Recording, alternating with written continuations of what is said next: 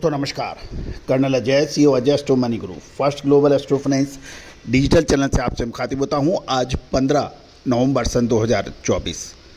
दोस्तों सर्वप्रथम मैं आपको गुरु पर्व यानी गुरु नानक देव जयंती के शुभ और पावन अवसर पर सभी देशवासियों को अपनी शुभकामनाएं प्रेषित करता हूं। गुरु नानक जैसे महान संत के उपदेश आज भी उतने प्रासंगिक हैं जितना उनके जन्म के समय थे।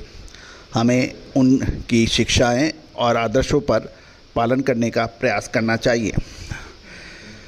दोस्तों आपको याद होगा खाद्य तेलों में, चाहे वो सोया तेल हो, पाम तेल हो या फिर सरसों तेल, इस पर हमारा अग्रिम विश्लेषण सितंबर अक्टूबर महीने के अक्षर सत्य साबित हुए थे।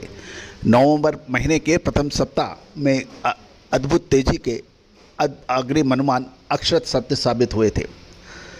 दोस्तों उसके बाद आपको याद होगा हमने आपको दूसरे सप्ताह में अग्रिम अनुमान देते हुए कहा था कि समय पर मुनाफा वसूल करना किसी भी व्यापार व्यवसाय के लिए आवश्यक होता है। जिस प्रकार यदि आप किसान हैं और आपने फसल लगाई है तो समय पे फसल को काटना उतना ही ज़रूरी होता है जितना समय पे बिजाई। उसी प्रकार चतुर व्यापारी व्यवसायी समय से माल खरीदता है, समय से माल बेचता है। और इसके लिए अग्रिम विश्लेषण आपको हमारे चैनल पर और हमारी विशेष रिपोर्ट पर समय समय में मिलता जाता है। खाद्य तेल के का व्यापार व्यवसाय आजकल बड़ा कॉम्प्लिकेटेड हो गया है। अक्सर ये सुनने में आता है कि तेल के व्यापारियों से समझ ही नहीं आता क्या करें, हम तो व्यापार बदली करने का सोच रहे हैं। तो दोस्तों व्यापार बदलने से बेहतर है अपना तरीका बदलो।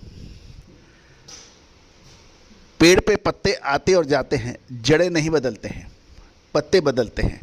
उसी प्रकार अपना तरीका बदलिए, विश्लेषण के जरिए काम को समझें, करें, तभी आपको फ़ायदा हो सकता है। दोस्तों खबर निकल के आ रही है कि अंतर्राष्ट्रीय बाज़ारों में साप्ताहिक एक महीने के बाद पहली बार गिरावट देखी जा रही है। चाहे वो सोया तेल हो, कच्चा तेल हो, पाम तेल हो, इसके अंदर सभी तेलों के अंदर गिरावट है। जानिए पूरी रिपोर्ट विस्तार से। दोस्तों खबर निकल के आ रही है कि बर्सा मलेशिया डेरिवेटिव एक्सचेंज हो या चीन का डलियन एक्सचेंज या फिर शिकागो का एक्सचेंज, सभी जगह गिरावट देखी गई है। डलियन सोया तेल और कच्चे तेल की कीमतें में नरमी के दबाव में मलेशियन कच्चे पाम तेल के वायदा शुक्रवार को आज लगातार चौथे दिन गिरावट में देखी जा रही है। और ये भी ध्यान देने वाली बात है कि ये लगभग एक महीने में पहली साप्ताहिक गिरावट है।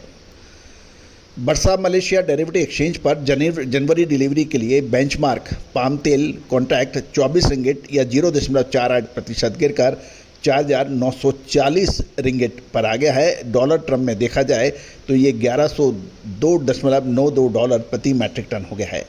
इस सप्ताह अभी तक 2.7% की गिरावट पाम तेल में देखी गई है। अब हम चाइना की तरफ ले चलते हैं। आपको चाइना के यानी चीन के डलियन एक्सचेंज पर सबसे एक्टिव सोया तेल कॉन्ट्रैक्ट 0.65% गिर गया है, जबकि इसका पाम तेल अनुबंध 0.89% बढ़ा है।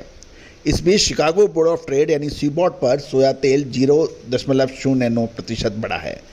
ग्लोबल वेज तेल ऑयल बाजार में कंपटीशन के कारण पाम तेल अक्सर अन्य खाद्य तेलों की कीमत में उतार चढ़ाव उसके को फॉलो करता है।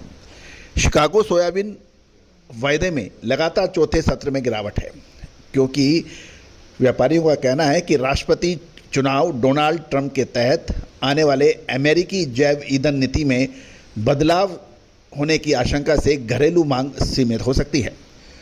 यूरोप में यूरोपीय संसद ने सोया और गोमांस जैसी वनों की कटाई से जुड़ी वस्तुओं के आयात पर नियोजित प्रतिबंध 1 वर्ष देरी के लिए मतदान करके पर्यावरण कारण को पीछे धकेल दिया है। इसके अलावा कच्चे तेल की कीमत कम हो गई है, क्योंकि अधिक सप्लाई की चिंता और मजबूत डॉलर से डिमांड पर दबाव देखा जा रहा है। साथ साथ अमेरिकन ईंधन शेयरों में महत्वपूर्ण गिरावट से अब चिंता बढ़ गई है। कच्चे तेल की कीमतों में गिरावट आमतौर पर पाम तेल को कम अट्रैक्टिव बना देती है, क्योंकि बायोडीजल फीड स्टॉक विकल्प देखा जाता है। गौरतलब है कि पाम तेल की कीमत हाल में ही 4,826 रिंगट प्रति टन के निचले स्तर पर पहुंचने का अनुमान अब कुछ विशेषज्ञ लगा रहे हैं। 14 नवंबर को 5,205 रिंगट के उच्चतम स्तर से सुधार की संभावित अभी भी देखी जा रही है। दोस्तों, जब तेजी आती है तो सभी मार्केट विशेषज्ञ तेजी का राग अलापने लगते हैं और जरी सी मंदी आती है तो निचले स्तरों की बात करते हैं। और जबकि भारतीय अनुसंधान पद्धति और फंडामेंटल का एनालिसिस का जब अद्भुत संगम होता है तो आपको क्लियर डायरेक्शन मिलता है और 10 में से 8 बार 9 बार ये सही भी साबित होती है।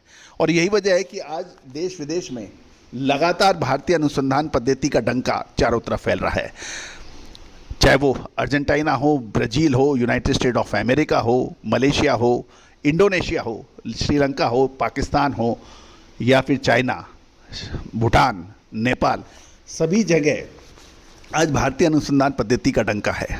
और दोस्तों, हमारा जो ये सपना था कि भारतीय अनुसंधान पद्धति का परचम पूरे विश्व में फैले, आज वो कामयाब होता दिख रहा है।